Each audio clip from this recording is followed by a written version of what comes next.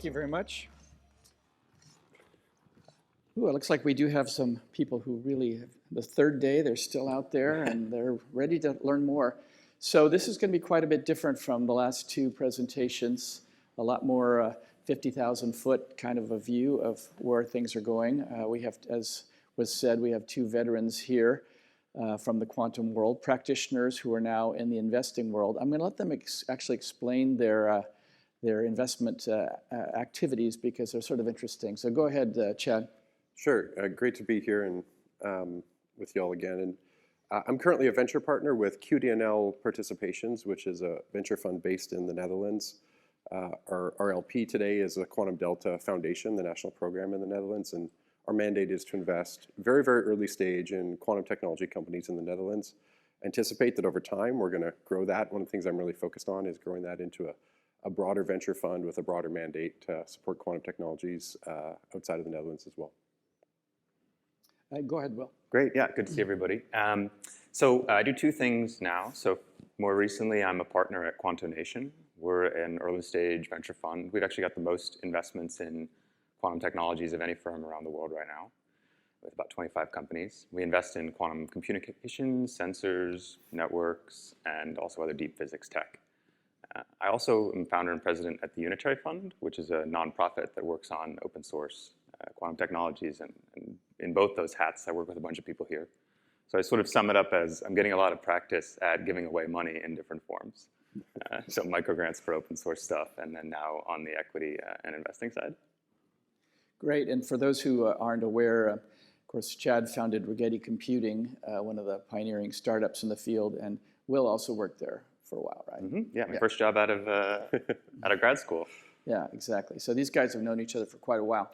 To use the baseball metaphor, which I find sometimes helpful, you know, this quantum thing has been going, you know, for quite a while. And what inning are we in? Chad, what's your view? I love the baseball metaphor. Look, I think honestly the pitchers are still in the bullpen. Players are maybe thinking about coming out of the dugout and start warming up. And I mean that. They're finding they're chewing tobacco. There's been such tremendous progress, and we've seen a lot of efforts migrate from academia and even small-scale efforts turn into big-scale efforts with major corporate backing, with major venture funding. But this whole thing's just getting going. We're still very much in the warm-up phase, and I think the future is entirely ahead of us in quantum technologies. Will, would you agree? Well, you know, from one perspective, yeah, it's definitely early. But the game, I think, has started. I mean, when we, you know, especially when you were going out to originally found Rigetti, this was just sci-fi stuff. There were basically no quantum computers. Now there are some, and we're seeing lots of updates and results about how useful they might be and how they might progress. So the race is on. But from another perspective, quantum mechanics is 100 years old. Mm-hmm. I think there's going to be some like global year of quantum that may or may not get organized, right, that I think people are announcing around. And we shouldn't forget that there are lots of technologies that exist today because of quantum mechanics already. And I know we're very focused on quantum computing here, but there's a lot of things that relate to that and other adjacent markets and other adjacent products that relate to these technologies that are going to be very, very important. We can talk more about this, but from that perspective, we're kind of 100 years in. Yeah. So continuing what you just said about some of the things going on, let's talk about some of the developments in the field that you find particularly interesting right now, and you know, kind of important signs of progress. Will, I'll keep you going here. Well, yeah. So in computing, I think we're starting to see error mitigation and error correction together become practical. Quantum error correction for a long time has been a fascinating mathematical field. We continue to need more fundamental mathematical and theoretical results there. But one of the really new things that's happening is those things are becoming practical. I mean, it's great to see new codes with better thresholds and better encoding rates, but we're also asking things like, and we'll be increasingly asking things like, what is the actual logical fidelity you can achieve at some fixed code distance at some fixed clock rate? And that's going to lead to a lot of practical innovations. One of the examples is, you know, just from one of the talks earlier today, you know, we're actually starting to see real quantum computer architecture. And by that I mean not a hunk of qubits that are a memory that we have one control line to each qubit and address as some big hunk. We have different zones that do different things. as we start to think about doing things like magic state distillation or combinations of different code distances or different codes, biased codes that we concatenate. These kind of questions make much richer the design and architecture of quantum computers. And so that's an additional area that's been very theoretical and is becoming a lot more practical. And I think we're going to see a lot of progress there. Chad, I think that's right. We've seen the migration of error correction from being a kind of purely theoretical, field of physics or to being an empirical and experimental one. And I think that's a critical change that is, a really exciting advance and some tremendous, talk earlier today. I think picking up on Will's mention of architecture, I know what you mean, but I kind of disagree that that's quantum computer architecture. To me, we're still just figuring out how to execute faithfully a quantum logic circuit and putting all the error correction into that. But to me, the concept of computer architecture, what it means today for classical information systems, we haven't even started thinking about that. How to take things that execute quantum logic gates and provide classical information in, classical information out, but quantum in the middle, and what to do with that from an information processing and storage perspective. When you look at this tremendous richness of classical systems and all the architectural variation it has and all the different technologies that get put together to deliver a capability, I think we're still very much, that field really hasn't been developed yet. And I'm very excited about what might be possible when we start to apply the tremendous capability within this industry and field to that problem. So turning the question around, what do you see as the biggest challenges? Chad, continue with that kind of vein. Yeah, look, we need better qubits. We need qubits with lower error rates, with and not just error rates, but stability, reliability, repeatability. If it's a cryogenic technology, warm up to or cool down to cool down. We need way more qubits, and really importantly, I think a lot of the economic factors that are going to, not just purely physics and technology factors that are going to shape this field going forward, are going to be economic ones. Things like cost per qubit, how to what extent can you do that integration? The market for $1 to $5 billion quantum computers is just not going to be what we want it to be. But if we can bring the cost per qubit down by, really 2 or 3 orders of magnitude, I think you're going to start to see a lot more acceleration in the industry, because you can build far more prototypes in parallel. You can accelerate your R&D, and you can access a much broader market. And so I think the cost per qubit challenge is a critical one. And then I just really feel like we still don't really know what we're doing. And I say this with deep reverence for all the work that's been done on algorithms so far, but I feel like we still don't really know what we're doing in terms of how we use quantum computers to do something interesting from an information processing perspective. And there's still potential breakthroughs to be made there. And go ahead. Yeah, so there's a whole bunch of things that I could bring up. But maybe one thing that would be useful to say to an audience like this are there are 2 things that, from talking to people outside this field and raising money from people outside this field who are interested in this technology, that I'm worried about. The first is doctrine, and the second is insularity. And there's a couple bits of doctrine. So I think the story of hardware, at least one of the ways I talk about it over the last 5-6 years, is not a convergence onto this is the one technology that's obviously the integrated circuit that we're all going to build and scale. It's kind of the opposite. That's good from a portfolio approach as an investor, but it makes telling the story of our field a little bit more complicated. It's a little bit fragmented, and I think we've done a decent job of telling the world that qubit count is not everything, which is correct. But we haven't really given the world something else to look at. And so that's kind of the insularity bit. So anyway, the doctrine bit is, to go with what Chad was saying, I think a lot of the interesting architectural things we need to think about are going to be combinations of digital control, analog control, mitigation, and correction. We don't need to put out our flag and say, I just believe in fault-tolerant error correction, and error mitigation doesn't scale well, so I won't think about it. All these things play together. Mm-hmm. You're going to have optical systems potentially mixing with microwave systems. Like, we need to take advantage of as much as we can to be creative. So that's the doctrine bit is a little bit what I'm worried about, even though I like healthy competition. The insularity bit is that we need to do a better job of explaining our progress externally. We come to conferences like this, we go to the technical conferences, we feel it, we see it. The general public and even the latest stage investing public doesn't really know how to track that progress, and they're all distracted by ChatGPT. So we've got to show them that real things are happening.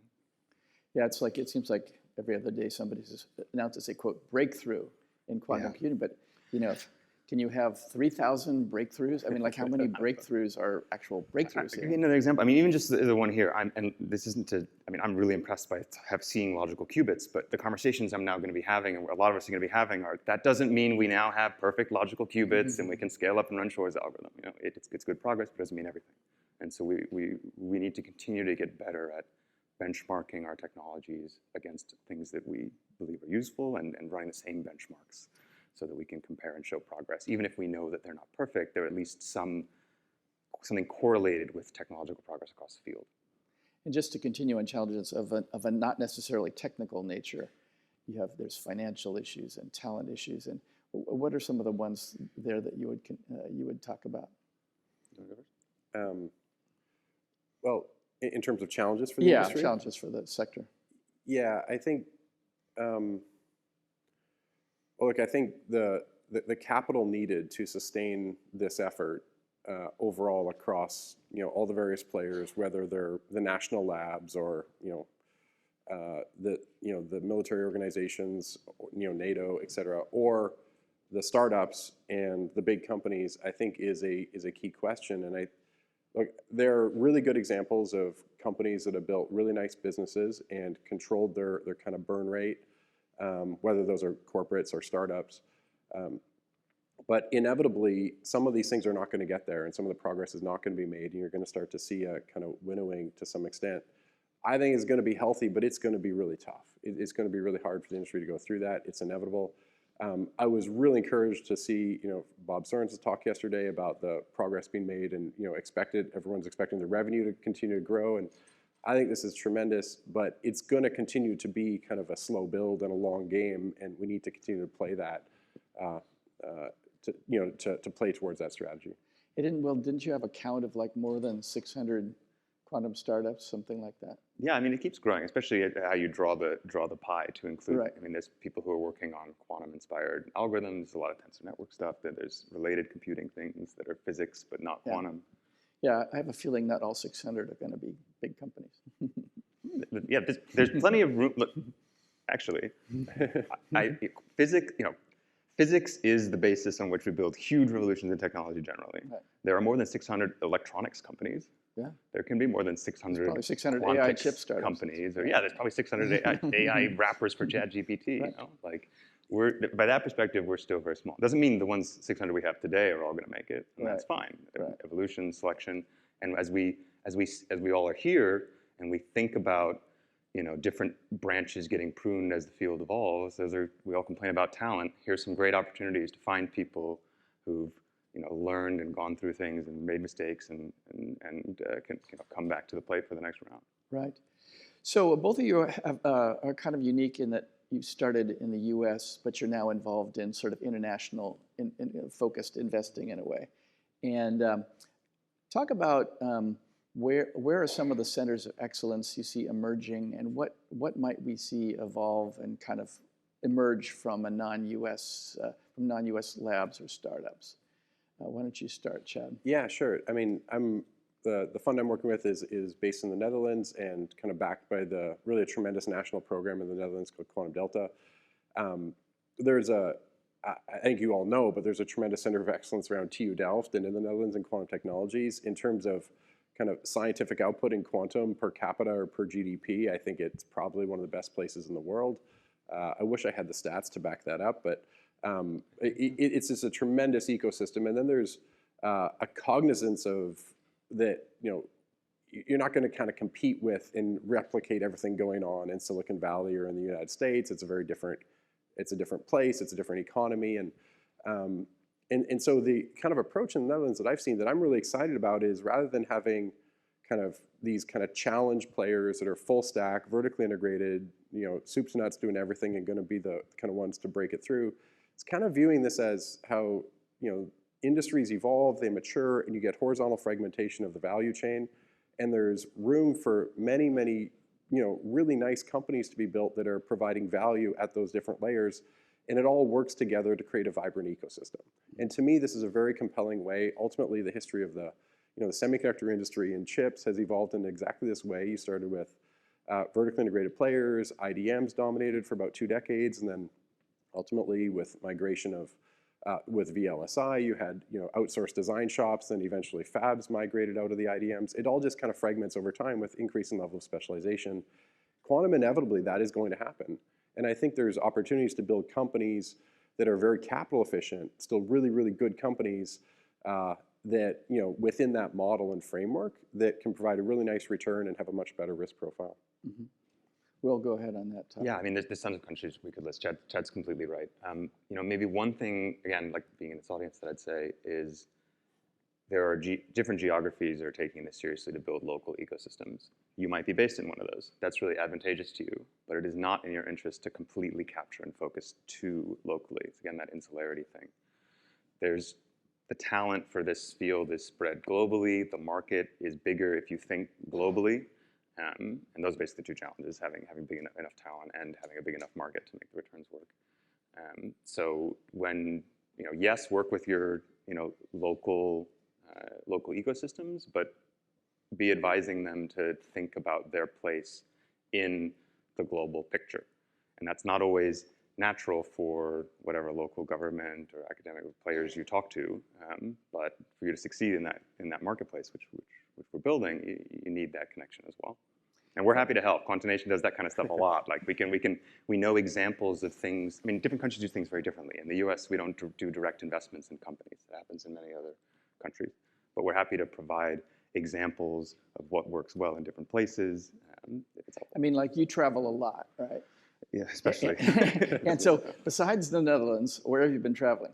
I spent all January in Australia. Really? There's a whole bunch. It's actually my first time down under, which is very overdue trip.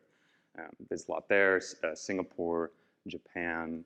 I looked to maybe see a little bit more out of Korea. So there's stuff on the APAC side. Obviously, all over Europe. I want to spend a little bit more time in India. If people have connections to folks in India, especially academics and researchers there, please reach out. Obviously, that's a big market and a lot of really smart people there too. So we have this new wave question answering scheme, which they have been foolish enough to give me the tablet, which is a very dangerous thing. But apparently you can flash your QR code and basically kind of like email me a question or message me a question. And I'm not very clear on exactly how this works, but they're supposed to appear here at some point. So I wanted to encourage you to do that if you have questions. I will definitely leave some time for that. Just a couple more from me first.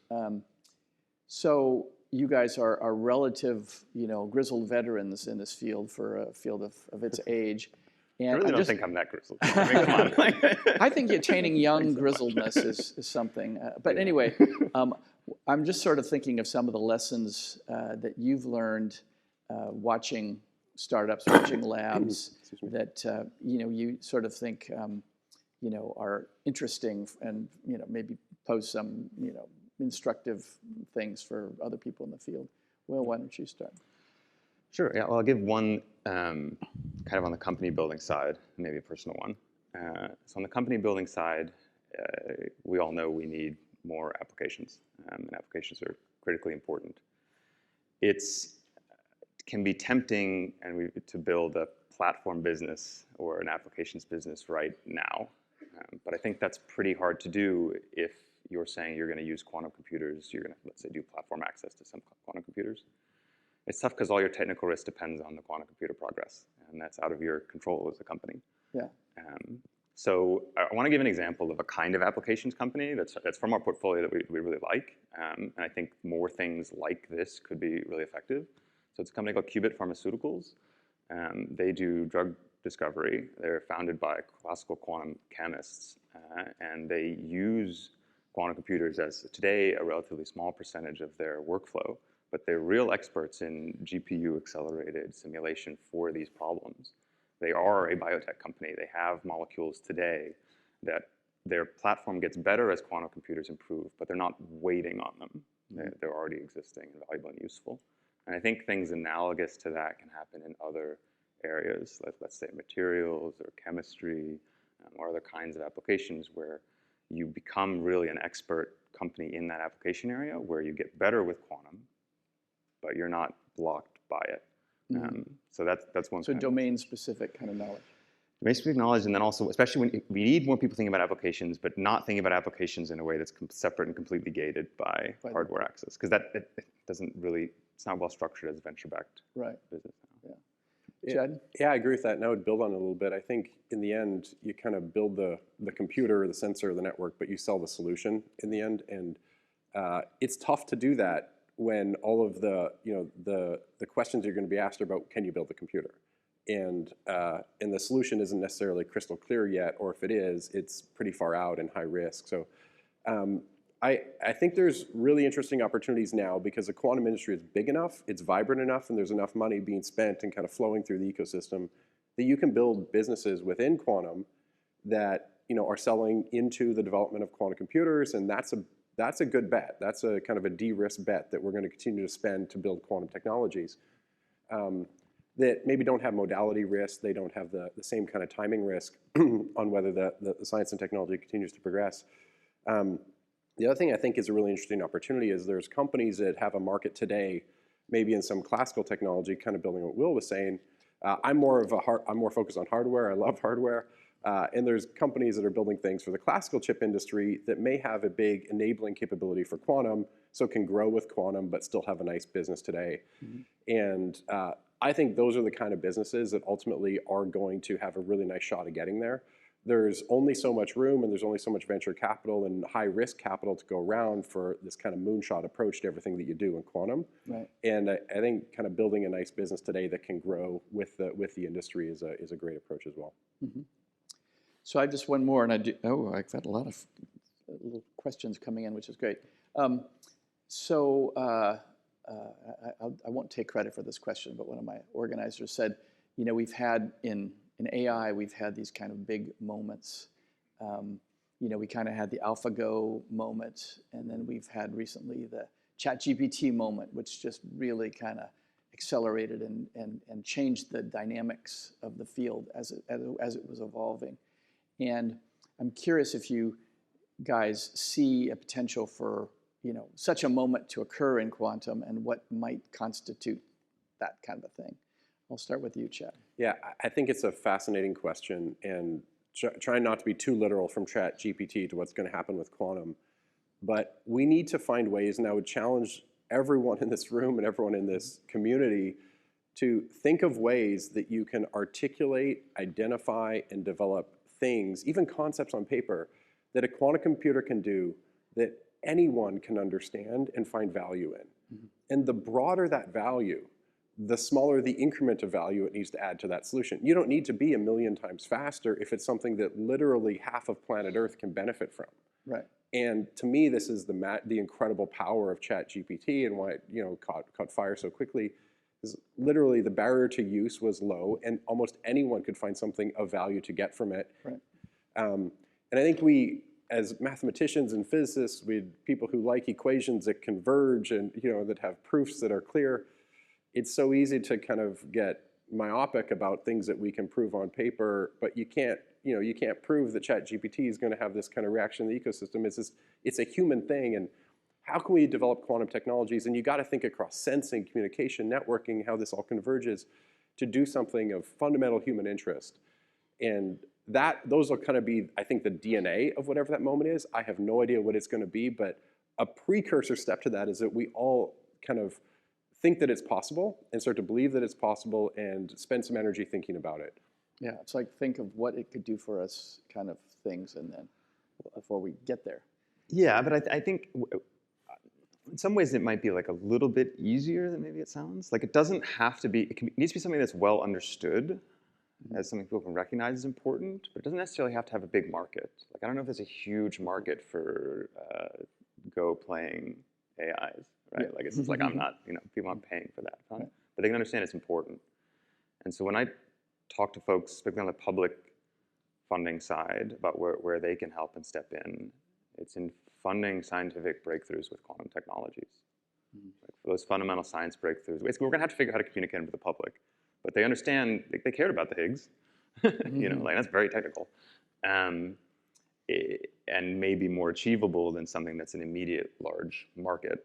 And so sometime, anyway, we're in a quantum to business conference, but I think the business of quantum would benefit a lot from some clear fundamental science achievements with quantum technologies writ broadly in the relatively near term. Well, let's see what the audience has said. Interesting. There are a lot of interesting things. I'm supposed to sort of vet these, but I think I'm just going to kind of let them go. They are anonymous, unfortunately, but so you know who you are. This is one for Will specifically. It says, how was Will's experience at Goldman? What does he think about finance applications? Oh, yeah. So I think so one of the things... What did you do at Goldman? Oh, yeah, sorry. I missed this. So I ran an advanced computing research group at Goldman Sachs for a couple of years. We did some quantum stuff, not all quantum stuff. Most of the stuff what was nice is I was able to say, this is stuff we can talk about publicly, so it's very early. We did other stuff, but couldn't talk about that because it was more near term. Right. For me, the major interest was to say, well, this is one area where you can see benefit from computing technologies in general. So how might quantum fit in? And generally, what I wanted to look at and what our group spent a fair amount of time on publicly were resource estimates. So, and I think we need more of those. We need more concrete resource estimates. Explain resource estimates in this context. Yeah, so that's, you got some valuable problem, like let's say in finance, derivative pricing. We've known that amplitude estimation, there's a nice paper by Ashley Montanaro in 2015 that showed that you can get a quadratic speed up for pretty generic Monte Carlo using a quantum computer. Okay. It's amplitude estimation based. But that's a theoretical idea.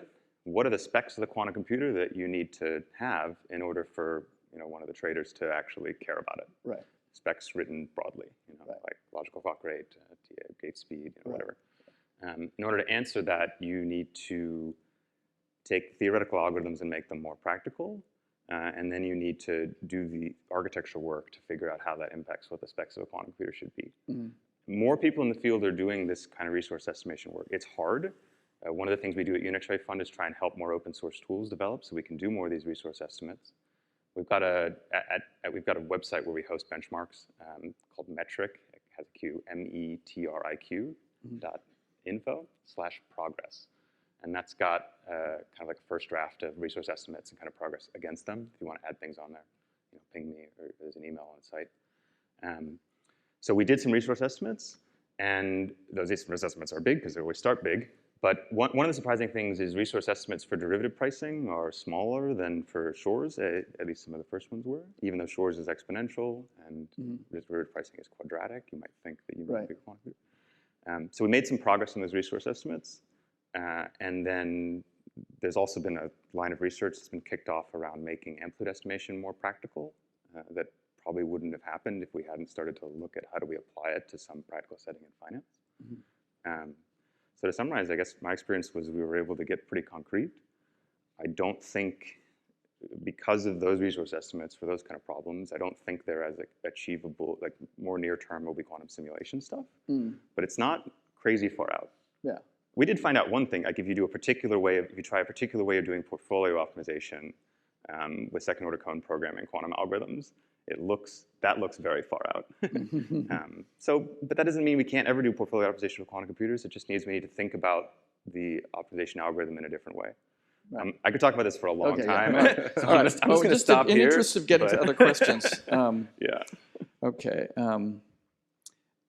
So question is, what are your plans to work with academics, not necessarily in a startup model? So I don't know if that makes sense, but you're obviously working with academics in certain ways. Chad? Well, one of the things we do through the fund is work with academics who are thinking about starting a company. And then my partner, Ton, who's in the front row here, has a ton of experience over the past 3 or 4 years in working with early stage companies to explore this, figure out how to actually get going and build companies. So that's a really interesting model. I think there is, in Silicon Valley, it's so relatively straightforward to start a company, and it's not that way everywhere. And so I think there's often a lot of support needed to help folks kind of get going. And on the other side of it, I think there's now there's just a lot of need for practical collaboration between academic groups and some of the startups and companies that are happening. So I think there's opportunities for whether you're an early career academic or a late career academic or a postdoc or a grad student to be involved in some maybe part-time capacity with a company or a startup and to kind of get a sense of what that's like and to also contribute to problems from a slightly different perspective. Mm-hmm. And I bet in your travels you work with a lot of academics, don't you? Yeah, I mean, it's still like when people ask us, what is it about your fund? What do you look for? A lot of the companies we look for are spinning out of world-leading academic groups, and that's not true in even in your generic deep tech space. And so it's really important to us that the academic ecosystem is strong. We've talked with academics for over a year sometimes before they spin out a company, and that doesn't mean they always will, and that's fine. Right. So that's. I'd say that more than most other VCs, we spend quite a bit of time in academic labs. Exactly. Okay. What kind of characteristics do EU and Japan have? What challenges will they face as geospecific? How should they clear? I'm not sure I can parse that exactly, but at least those two geographies, how would you contrast them with say, the U.S. Ecosystem? Well, I think there's tremendous scientific research and government alignment and support for quantum technologies in both the places mentioned. Yeah. Bulk of my experience in Europe so far over the past year has been in the Netherlands, and just the degree of alignment across all various stakeholders, from government to private sector, startups to academia and national labs, is extremely strong. In Japan, I'm a little less familiar with the ecosystem, but from the things that I've seen, there's really, really exciting research happening. There's cutting edge work in superconducting qubits, and has been for 25 years with some of the scientific leaders there. And I know less about the startup ecosystem in Japan, and I'm intrigued by it and how it can be accelerated and enabled. But again, there's this challenge of getting tied in with the international program, with international kind of companies and venture capital. I think that we could potentially provide value. Did you have anything you want to add there? Yeah, I mean, I think, well, in Europe, there's a nice ecosystem around early stage grants and equity funding that isn't really here in the States. In a particular country or sort of across? Kind of broadly, there's European funding in general. Like I don't know exactly what the number is, but it's something like for every dollar we have invested in companies in Europe, it's like somewhere between 3 and 4, something like that, X in additional funding at the early stage. That helps in particular for some of these, I'll say more supply chain modular parts, things in the quantum industry. If you're just building a big long-term quantum computer moonshot play like that, people kind of understand around the world, it's the Silicon Valley thing. But for things where the risk is the market might be a little bit small and it's hardware, so you might need to raise a little bit more money, having that non-dilutive funding early on to de-risk can make the cost of capital lower and make some of these other companies more viable. And that's why I think we've seen a lot more of them get started in Europe. Right. Now, what doesn't exist in Europe, relatively speaking, are late-stage capital markets for deep tech stuff. That's still here. Right. That may change at some point too. Europe's talking about it a lot. But. Great.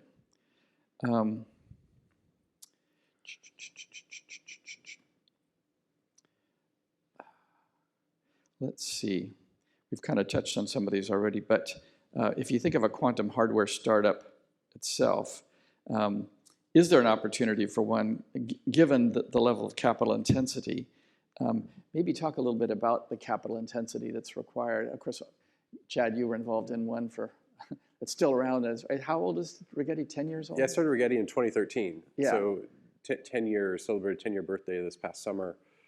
Again, it's interesting. I think right now, when I started Rigetti, there was no value chain. There were no, and so you kind of had the only choice to advance the company was to be full stack, vertically integrated. And what that meant at the time was designing, fabbing your own chips all the way through to kind of cloud delivery of cloud access to quantum processors.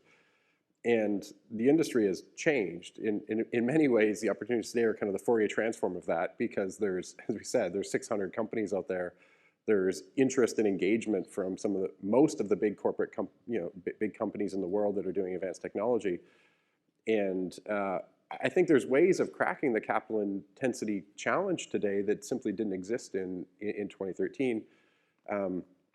And look, investor appetite for big, high-risk kind of science projects at this moment is somewhat limited because we haven't, with AI, it's got to the point where there's clear value coming out the other end of that kind of investment. Pipeline, yeah. Whether and companies have seen nice funds have seen nice markup in the portfolio. They've seen many exits. But quantum, we're in this point now where a lot of money's been put in, but not a ton of kind of breakthrough results have come out the other end yet.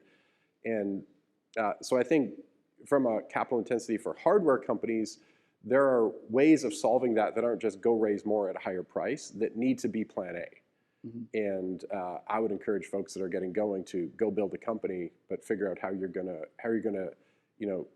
keep your burn very low and generate real revenue pretty early on in the life cycle of the business. Yeah. I think that's right. And as a concrete example of something that's different now than then, it's like a lot of the foundries are taking this much more seriously mm-hmm. than they were 5 or 6 years ago. The semiconductor foundries? Yeah. Yeah. And the research fabs. Right. And as that develops further, it will make it less expensive for new companies to start on top of those things. Yeah. And those are great. Yeah. Those are really great opportunities. Imagine there's lots of ancillary plumbing and refrigeration units and things that are more available. Now we're getting more competitors to Blue Force. See the prices come down. All that stuff's really good. Yeah. I mean, I do want to say one thing though, which is that there has been rapid growth and investment in this industry, but there hasn't been very much investment in this industry. Mm-hmm. People talk about this $2 billion in the last 2 years, and private maybe it'll be $3 billion. Yeah. There was one $4 billion investment in Anthropic by AWS. Yeah. That's all of it, And I know it's much bigger than it was. But the scale compared to AI is still scale compared. We spend $30 billion on potato chips in the U.S. every year. It's going to keep growing if you zoom out, and it needs to keep growing. But the kind of things Chad mentions, how you pick out your partners, are still really important. Right. Let's see if I have. How do you see the volume of quantum technology in computing, communication, and sensing in the U.S. compared to China? We haven't talked about China. It's a little hard to travel there, I think, at the moment. But they haven't been there. Yeah. Do you have any thoughts? I mean, it makes me take a deep breath. I think, look, we need to acknowledge that it is and it's going to continue to be a geopolitically fragmented market, from funding sources to talent to customers, and so I don't have my finger on the pulse of what's going on in China, except to say that it is if you're trying to build a company, you're kind of a U.S., NATO, West, you're kind of on one side of this or the other in the end, and it's going to be pretty tricky to kind of walk the line between the two. So, but everything we can see is that quantum continues to be a high priority in China, and there's a lot of work going on. There's obviously the news recently of Alibaba shutting down their kind of quantum research effort. I don't know, maybe someone in the room has more context on what that means, but I think it'd be tricky to try to read between the lines of what that means. Do you have much connection to China, Will?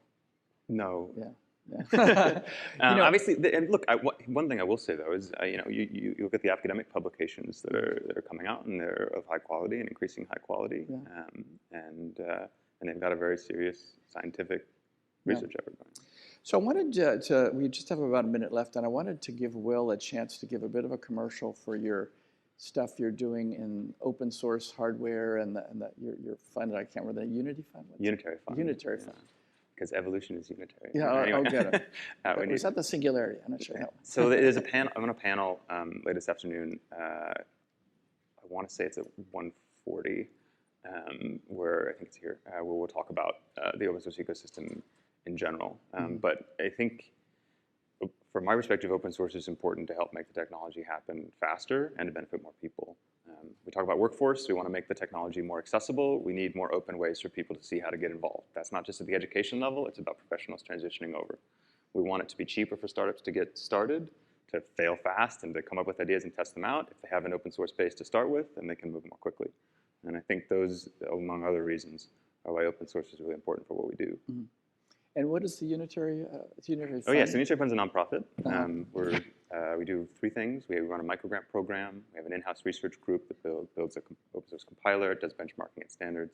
And we've got a community of a few thousand open source developers around the world. We've given out over 100 grants in 26 countries to a range These of are like different micro projects. grants, like $3,000. $4,000 $4,000. grants, which goes a lot farther in different places. I mean, we picked that because when I was a graduate student, we won a like 4,000-pound grant, and it got like 5 graduate students working over the summer really hard on this project who now I look at 10 years on what they did, like the value of that money was really high. Yeah, it's a, and especially other countries, you can imagine that would be a big deal. It works a lot. Well, we're out of time, and I really thank you guys, and you should thank them too.